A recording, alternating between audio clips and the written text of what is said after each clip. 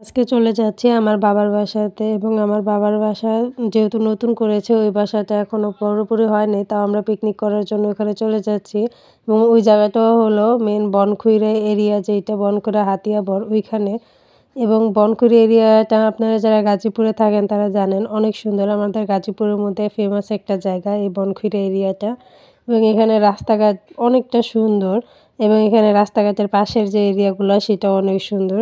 চারপাশে পুরো জঙ্গল এবং মাঝখান দিয়ে রাস্তা গেছে। এবং এই যে জায়গাটা দেখতেছেন এটা হলো হাতিয়াবর এবং এখানে যে মানুষগুলো থাকে বেশিরভাগইরা এখানেই থাকে এই হাতিয়াবর এরিয়াতে, এবং বাকিগুলো পুরোটাই জঙ্গল। এই যে দেখতে পারতেছেন এরিয়াটা অনেক সুন্দর এবং আপনাদের সাথে কথা বলতে বলতে আমরা এসে পড়লাম আমাদের বাসায়।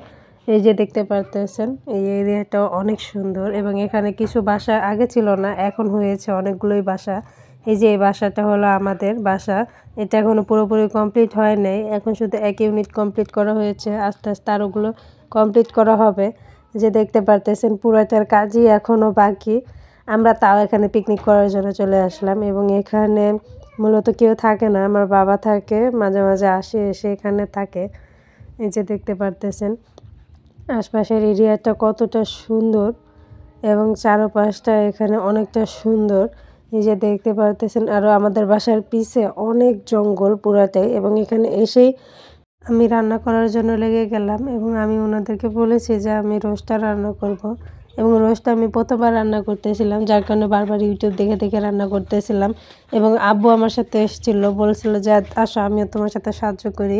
এবং আমরা দুইজন মিলে রোস্টটা রান্না করতেছিলাম। আমি পরে রোস্ট রান্না রেখেই চলে গিয়েছি, অর্ধেক রান্না করে বসায় রেখে চলে গেছি, কারণ তানজিম অনেক কান্না করতেছিল আর অনেক দুষ্টামি করতেছিল।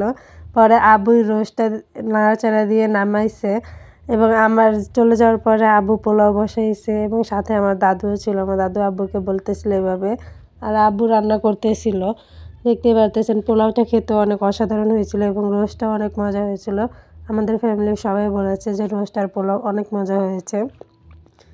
এবং খাওয়া দাওয়া শেষ করে আমরা বের হতে চাইছিলাম একটু ঘুরতে। এই যে দেখেন ওনার দুই শালা এসে ওনারে ঝাপড়ায় ধরছে যে আমাদেরকে নিয়ে যেতে হবে, পরে ওনাদেরকে বুঝায় আমরা বের হয়েছি।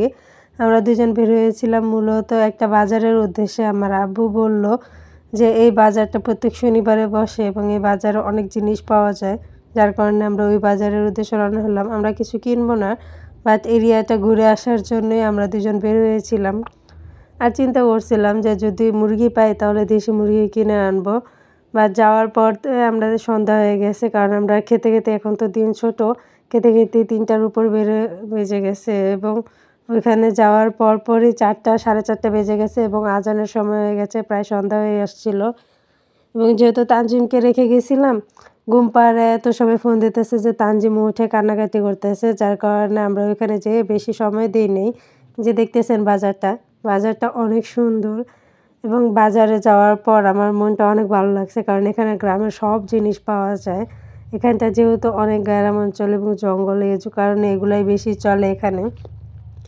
এবং এই বাজার থেকে আমি যা দেখলাম, আমাদের যদুপুরের জন্য অনেকে পাইকারি জিনিসও নিয়ে যায়।